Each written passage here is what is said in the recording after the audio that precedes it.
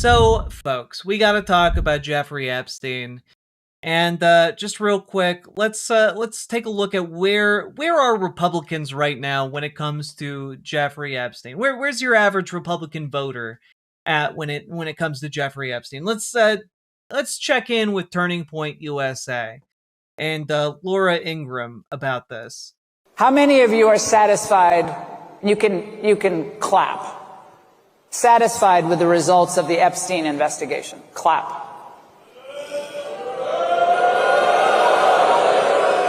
Okay, I told you to clap. You guys aren't listening.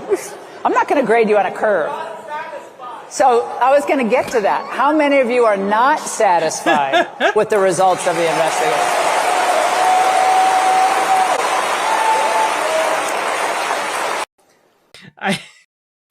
We're not satisfied, Laura. We're not satisfied. You don't understand. We're not satisfied. So just as an FYI, people are really not satisfied with what's been happening. But like, holy moly, has so much been happening. Like, Donald Trump is having just the worst week, and it's only Monday, right? Like, let's just start with the fact that what has been revealed here involves Donald Trump back in 2006 talking with the chief of police in Palm Beach about how he's so glad that Epstein is finally being caught and they're putting a stop to everything that Epstein was doing, and how Ghislaine Maxwell was evil, and like that yes, all of this is according to the chief of police himself, who in a deposition back in 2019 told investigators, told the FBI. And so like, but he didn't report? Yeah, that's the thing, right? So he made this call in 2006. Now, let me double check something before I say something incorrect here. In 2007, Epstein was kicked out of Mar-a-Lago. So my question here would be, if Donald Trump knew and was just so grateful that investigators were finally looking into the activities of Jeffrey Epstein and the evil Ghislaine Maxwell, why on earth did Epstein continue, again, at the word of Donald Trump, to have club access? Like, I'm sorry, the obvious answer here is that Donald Trump was implicated in all of Epstein's wrongdoing, or at least a significant portion of it. Because, y'all, if he actually felt disgusted by Epstein's activities, he certainly wouldn't have continued to tell his employees at Mar-a-Lago to treat Epstein as if he was a club member when Epstein wasn't paying any dues in the first place. That's so interesting. We all knew what Jeffrey Epstein was up to, according to Donald Trump, but he didn't report any of it to the police. Now, my read of this entire situation is effectively that Trump is trying desperately to cover his ass, to call the chief of police and to say, oh, well, look, I'm so glad you found that very evil ne'er-do-well in my social circle. I'm so glad you're finally investigating some of the claims against him. He's so evil. And I would never be associated with anything like that. If there's anything at all I can do to help you, please let me know. Like, it is, what it seems almost certain to me is that Donald Trump called to preempt any allegations against him that might come out of any investigation into Epstein. That seems to me very clearly what happened here. And, also just another interesting thing of the day here in a week of no good, very bad developments for Donald Trump.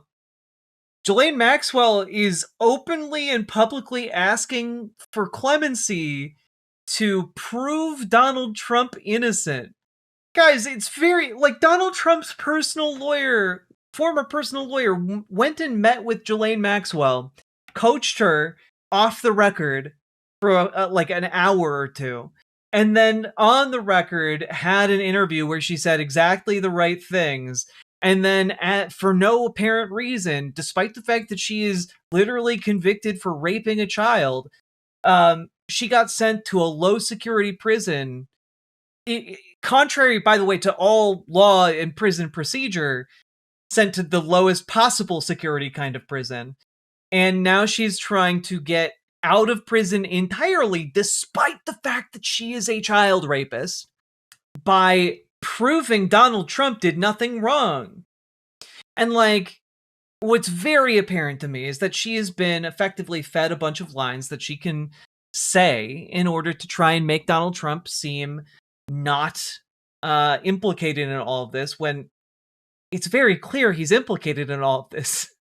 He was Jeffrey Epstein's best friend during the heydays of Jeffrey Epstein's sex trafficking. We all know that. Miss Maxwell is prepared to speak fully and honestly if granted clemency by President Trump, attorney David Oscar Marcus said in a statement during the deposition. Only she can provide the complete account. Some may not like what they hear, but the truth matters. For example, both President Trump and President Clinton are innocent of any wrongdoing. Miss Maxwell alone can explain why, and the public is entitled to that explanation, Marcus said. And basically, what happened is that Congress tried to depose Ghislaine Maxwell and have her testify and in front of the House Oversight Committee. And she refused to answer any of the questions and invoked her Fifth Amendment right. Her argument is essentially like, I'm not going to testify or tell you shit until you grant me clemency. Why would we trust anything she says? What is she, an expert witness on pedophile shit? I mean, kind of. That is what she's arguing. But the issue is, we got a lot of other documents that implicate a lot of things right now, thanks to the Epstein files. And I'm going to point this out, that really there's a big, big problem for the Trump administration right now, which is that starting today, members of Congress have access to the full and unredacted Epstein files, meaning that members of Congress now know the names associated with this. And that's a huge problem for Donald Trump if he's implicated by all of this, which I certainly believe he is. And I'm sorry, but there's nothing that Ghislaine Maxwell can do to prove that Donald Trump was not involved in all of this, when, to be completely frank with you, the second these rich and powerful assholes start flipping on each other to try and save their own skins, like, everyone is going down. Everyone involved in this is going to go down if, Congress starts releasing materials. If these names actually reach the light of day, which really seems like they're on track to do. Again, this is from earlier today. Trump officials redacted Epstein files to protect prominent individuals, lawmakers allege. Two of the House lawmakers who reviewed the files, Thomas Massie of Kentucky and Ro Khanna of California, said the redactions appeared to include one high-up foreign government official and other prominent individuals whose names and photographs were obscured in the versions previously released to the public. There are 6 men, some of them with their photographs, that have been redacted, and there's no explanation why those people were redacted, Massie, a Republican, said after spending roughly 2 hours reviewing the documents inside a secure reading room at the Department of Justice satellite office. He added that at least one of the 6 men was a U.S. citizen and that at least one was foreign, but declined to reveal their names. I probably should do that from the floor or in a committee hearing, Massie said, which, by the way, if you do that, you are immune to prosecution for whatever you say on the floor, right? Later on social media, Massie hinted that the redacted names include a well-known retired CEO and a sultan. Again, also, I'm going to throw out there that 2 hours is not a sufficient amount of time to actually review all of the redacted names or documents. I would hazard a guess here that this is only a short reading of some of the available files. Because again, 2 hours is not sufficient time to go through all of this. Now, if this is true, remember how many young boys hang around the Senate and House? Yeah, if this is true, remember how one of the former Republican speakers was literally a child sexual predator. Dennis Hassard, I think. The remarks came in the first day that members of Congress were permitted to examine unredacted versions of roughly 3 million Epstein-related files that the Justice Department has already made public in heavily redacted form. Now, I want to make clear that that does not include like the roughly 3 million that they have yet to release. This is only unredacted versions of like half the Epstein files. There's a lot more information to come. Who's the one not allowed near malls in his hometown? Roy Moore. You're thinking of that one. The guy that all the Republicans really fell in line behind. These 6 are just what we found in 2 hours of review of the files, Khanna said. The broader issue is why so many of the files they are getting are redacted in the first place. Which is true, because what seems to be the case here is that they are simply redacting anyone who might possibly be embarrassed, and that's not their job when it comes to redactions. And also, what we were told is that, oh, well, the files, we need all this time to go through the files to make sure no one's information is unfairly exposed. And just as an FYI, a few days ago, oh, oops, Epstein files release exposes names of at least 43 victims. Many of these victims were not previously named. So it's a really big deal that they were revealed. But not only that, you allegedly spent so many hours going through and redacting all the sensitive information. You literally published CSAM. Like the number one thing you were not supposed to do, and you did it. Like, I'm sorry, everyone associated with this should be fired. Like, this is a criminal level of negligence. Yeah, truly no fucks given about the victims at all. And I just gotta say, like, the people doing this represent the Republican Party. They represent MAGA, right? And for years, for the last decade, all I've heard from these people are how, we need to save the kids. We need to save the children. Think of the children. Think of the children. We need to do right by the victims. And then at the first available opportunity, you screw over victims who were formerly children. It is crazy. Like, what's even crazier here is that, like, in the United States, for some reason, an ungodly amount of effort has been expended for the rich and the powerful to avoid even being named in these documents and in these files. And meanwhile, the paleontology community is just summarily banning anyone named in them. Party mode, Riverbait, party mode, Riverbait. Sorry, serious moment time. Dinosaur convention bans all paleontologists named in Epstein files out of safety of our attendees. That's right, there's a dinosaur convention. There's a dinosaur convention, and wouldn't you know it, the dinosaur convention organizers take better care of the folks who attend their event than the United States government. Like, this is a level of accountability that's called for right now. This is what's necessary.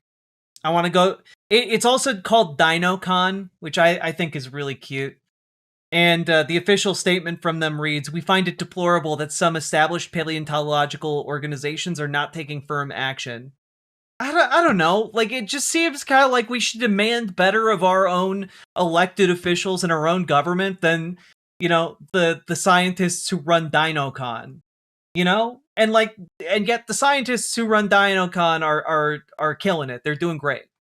Anyway, but surely there's nothing implicating Donald Trump in any of these documents. No, sir. No, sir. Anyway, let's take a look at what members of Congress are saying right now. So why are Republicans so interested in Bill and Hillary Clinton? It's because they're trying to distract from the fact that Donald Trump is in the Epstein files thousands and thousands of times. In those files, there's highly disturbing allegations of Donald Trump raping children, of Donald Trump threatening to kill children. So I encourage the press to go look at these allegations, and I'm highly disturbed that Deputy Attorney General Todd Blanche just got the law wrong. Yesterday, he said, essentially, that it is not a crime to party with Jeffrey Epstein. Well, that's actually not correct. If Jeffrey Epstein was human trafficking minors for these sex parties, and you show up and patronize the establishment at that party, yes, you're guilty, because patronizing is part of the law, of the federal sex trafficking law. So Deputy General Todd Blanche just got that wrong, which maybe explains why they aren't investigating all these folks, including Donald Trump. He needs to read the law and investigate these people. He also needs to resign, not only for not knowing the law, but a massive, not only screw up, but the biggest privacy violation in history. They release a lot of pictures of minors unredacted, just violated the privacy of these girls. It is uncalled for what they did. The one thing that they could not do under this law was to invade the privacy of these women now, who were girls at the time, who were victims of sex trafficking. Also, he met with Ghislaine Maxwell, moved her to a minimum security prison, and then got a puppy for her. So for all those reasons, he's just got to leave the Department of Justice. Ted Lieu puts it pretty succinctly there. What's happening is just absolutely beyond the pale disgusting. And if you're wondering about the quote from Todd Blanche here, I have it pulled up for us to review. He what? Yeah, Ghislaine Maxwell got a puppy in her minimum security prison. Well, as some of the people we saw on camera at the rallies, is there any chance that any of these individuals who partied with Epstein and engaged in relations with minors will be prosecuted? Well, Any look, chance?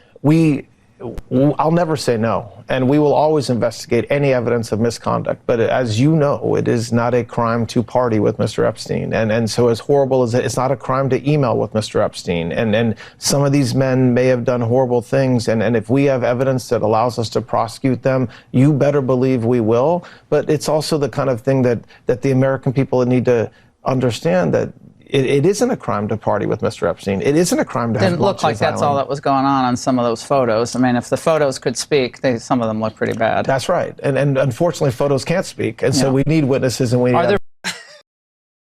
Jesus Christ. Now, I know my client looks, I know my boss's boss looks very guilty, but photographs can't speak. Checkmate. Like, it truly is a cartoonish level of evil.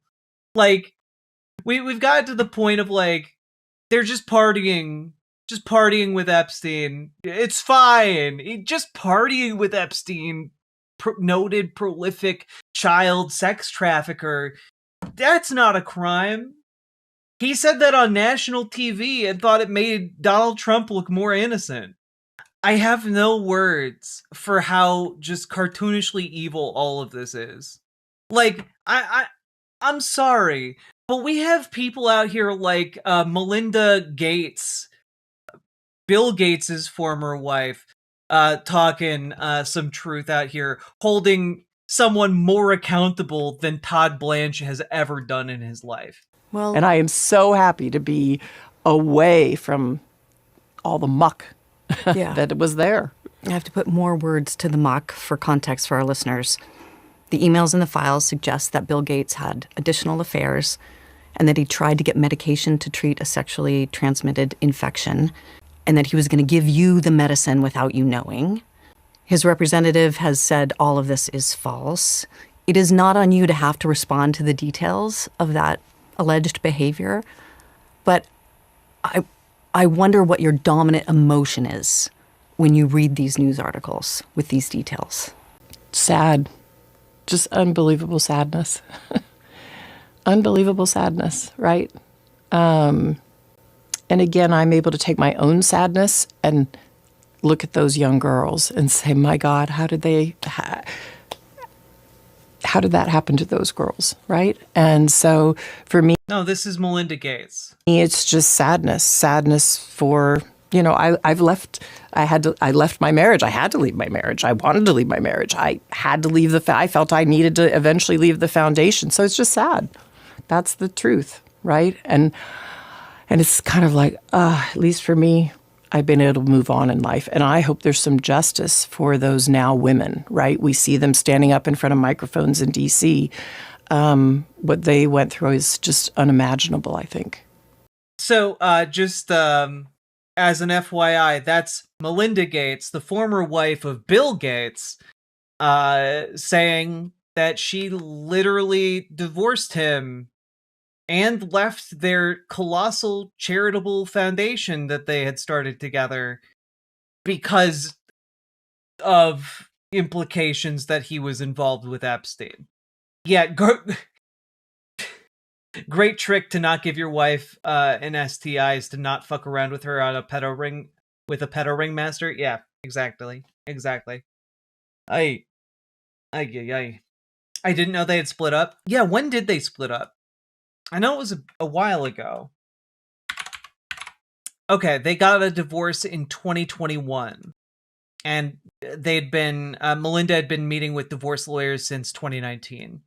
Oh, she started talking to divorce lawyers immediately after Bill Gates's dealings with Jeffrey Epstein became public. Like, I don't know, guys. Like, it is extraordinarily obvious to me that Donald Trump is at the center of this. There are just so many aspects of this that keep coming out. Like, again, one of Jeffrey Epstein's recurrent associates, who Barry Weiss is trying to help rehabilitate right now, is Woody Allen, right? And Woody Allen married his stepdaughter, whose name is Soon-Yi Previn. And Soon-Yi is in emails with Epstein blaming the Jeffrey Epstein's victims. Like, it's genuine. Like, it's crazy. It's crazy stuff. They're talking about Anthony Weiner. Just wild stuff. Anthony Weiner had months-long sexting relationship with a 15-year-old girl. Wow, says Jeffrey Epstein.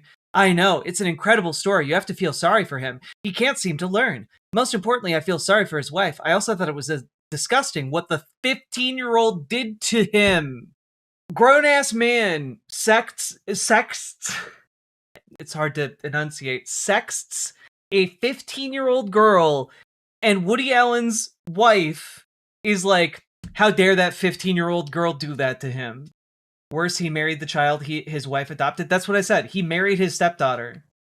Okay, that's just insane. It really is insane.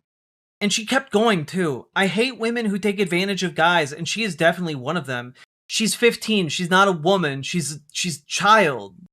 She knew exactly what she was doing and how vulnerable Weiner was, and she reeled him in like a fish to bait. It's also laughable when she says in her letter that she's putting it out there to help him. How does it help him? It only humiliates him. We know his excuse that he has a sickness. What is her excuse for being a despicable and disgusting person who preys on the weak? We know he's sick, but she's also sick to have done this to him. So manipulative on her part. She should be ashamed of herself. Oh, God. And, like, Epstein just responds like, again, they're talking about a 15-year-old girl. Epstein responds, I'm not sure that's a person's sex life. No matter who they are, can withstand disclosures, exaggerations, etc. He hasn't had sex in a year. What is he supposed to do? He can't have a girlfriend, can't have a hooker. So, hey, thought he was safe. Do you think Yes, she was absolutely the victim of grooming by Woody Allen. 1000%. And, like, yeah, she's deep in that mentality, for sure. But, like, that's not an excuse. And then she responds, he thought he was safe with a 15-year-old girl over the internet, something he was caught doing many times, or at least twice before. It doesn't make any sense. Guess what Woody and I talked about on our walk home? I got to the bottom of the woman. I'm not good at letting things go. Woody has a very hard life with me. Let's just say Woody is a smooth talker so he can get himself out of anything. Jesus Christ. So many things in the Epstein docs that are just sickening and grotesque. And I will point out one additional thing. Okay? I'll point out one additional thing here, which is that you have a really eagle-eyed set of individuals coming through these Epstein docs, right? And they encountered a series of emails between Jeffrey Epstein and someone whose name is redacted. But one thing that they notice is that all of this person's emails end with JX, capital J, lowercase x, which is an interesting call sign, you know, like it's an interesting point to make. And I would also point out JK Rowling also ends a lot of her tweets with a capital J and a lowercase x. Now, this could, of course, be a coincidence, but someone found this exchange. April 4th, Ehud Barak, Peter Mandelson, etc. You are again invited. And then the response from this JX person. I don't know what you're trying to say, wordsmith. I can't go around flying places for dinner parties, although I'd love to. I may be in New York the week of the 8th, but not sure yet. Epstein replies, I'll explain. The again when we meet. I, of course, would pay your ticket if that's the issue rather than the lack of available time. JX responds, Of course you would. I know that, and thank you. But if I don't see the inside of another airplane or New York until summer, I will be a happy woman. I'll let you know when I'm next there. Have fun on the 4th. Very interesting stuff going on there. Also worth noting is that when people started saying, hey, this looks an awful lot like it is perhaps JK Rowling, it appears that JK Rowling has wiped over a decade of port logs from her boat, her yacht, her super yacht, which is a really weird thing to have happen and generally is not something that does happen. So her boat's location is just out in the wind, as it were. And, well, it continues to get a little bit worse. This is a direct quote from JK Rowling. There are 2 books whose final lines make me cry without fail, irrespective of how many times I read them. And one is Lolita. There is so much I could say about this book.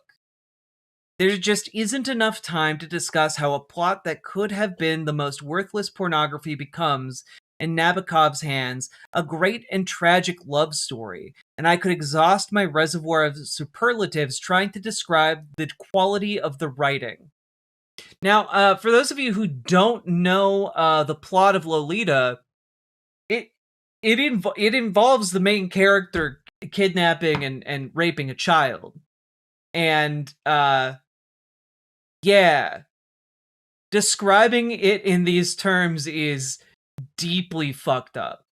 And, I'm not saying that J.K. Rowling was the one who was talking with Jeffrey Epstein. Again, it could all just be a bunch of coincidences and weird alignments and fixations with Lolita.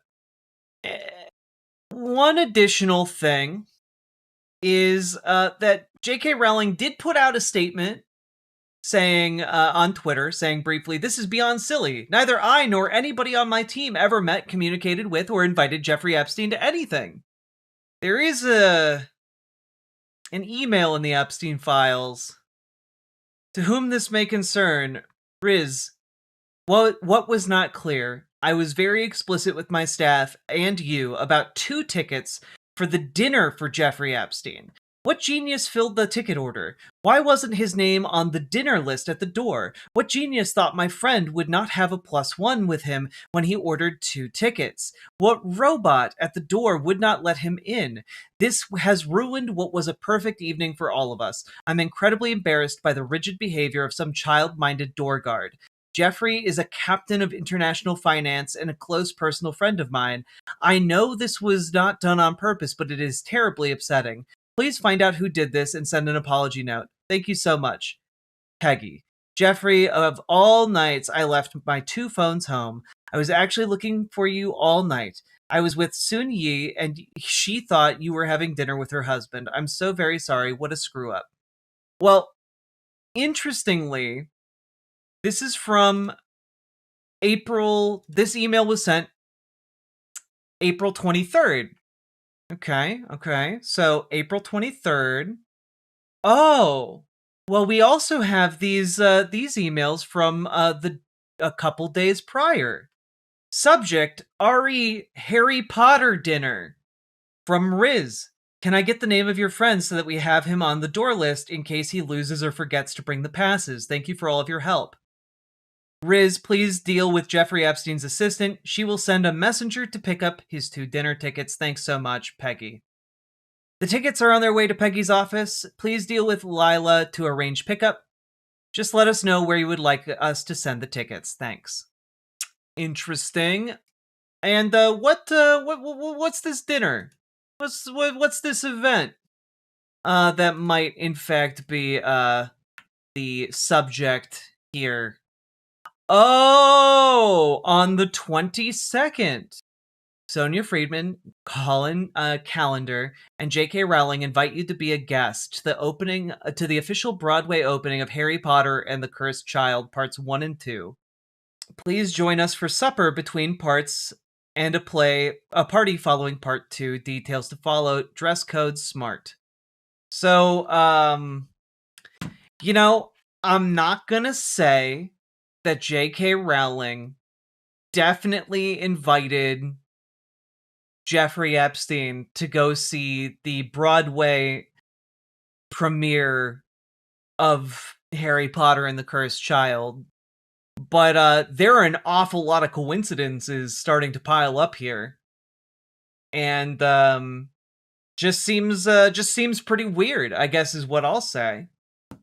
Yeah, maybe a very intrepid staffer who, without her knowledge, dastardly invited Jeffrey Epstein to this party and event.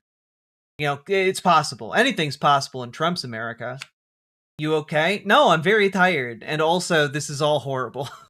So yeah, we're just seeing a lot of absolute and complete bullshit here. And I gotta be honest, this is about as much as I can stomach talking about at the moment.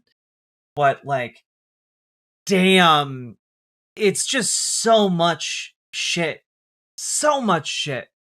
Why are these names redacted? Who is being protected by the administration? Ostensibly, we should be getting explicit reasons why these redactions are being made. We've gotten none. We've got no reason for any of these redactions, except for the extremely obvious ones when we finally find out who is behind some of these redactions. It's gross. It's grotesque. And this is what Donald Trump has allowed to flourish. Because he himself is grotesque. And he himself is implicated in all of this. So, Donald Trump is in some really big trouble, especially as members of Congress continue to get unredacted versions of the Epstein files. And I, for one, cannot wait for all of them to be released. And keep in mind, there's still 2.5 or 3 million documents left to be released, and you cannot allow them to bullshit you into thinking that this is all we'll ever see. And I only say that because Todd Blanche is trying to kill this. Todd Blanche says review of Jeffrey Epstein's sex trafficking case is over. you can't say that when you haven't even released all of the files that you are compelled by law to release. Will we be able to prosecute Trump with his immunity? Yes. If we win the House and the Senate in the midterms, then yes, we can impeach and convict him in the Senate. Can we prosecute Trump with his immunity? Trump only has immunity with acts presumably done while he is president. He has no immunity for acts prior to being president or after being president. And even during his presidency, he's not completely immune in those cases either, but the argument becomes trickier for sure. All right. All that being said, folks, if you got anything out of this, please hit the like button, subscribe, leave a comment. What do you think about any of this? Because, oh boy, we're all trying to process this together. I almost said we're all trying to prosecute this together, which I guess is also true. It's so gross. All of it. Anyway, like, comment, subscribe, and folks, we need to get organized, okay?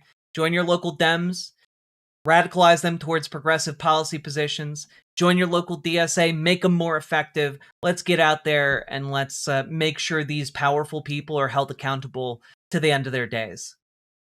And let's keep going. Riverboat deck is coming to town. All the viewers gather round. Twitch and YouTube and switching streams. All that content is bursting the scene.